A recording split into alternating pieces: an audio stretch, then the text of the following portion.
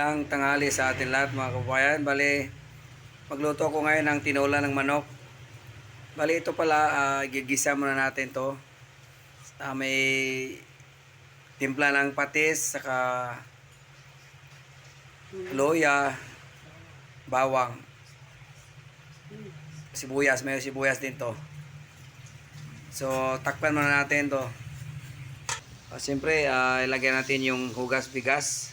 Kasi masarap ang hugas bigas sa tinolang manok mga kababayan. Yan. Yummy. Masarap to mamaya. Okay. Siyempre, takpan muna natin.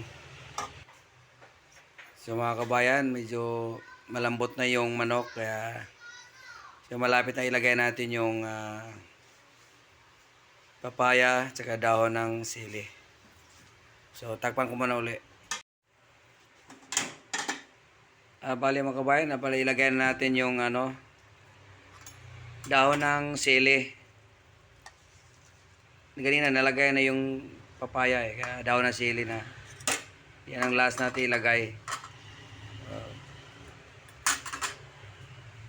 So siyempre, takpan muna natin.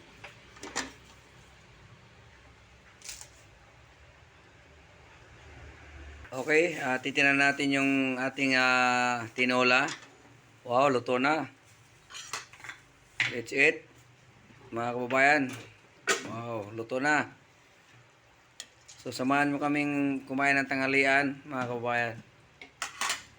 Yun lang, maraming salamat sa inyong panood sa aking video.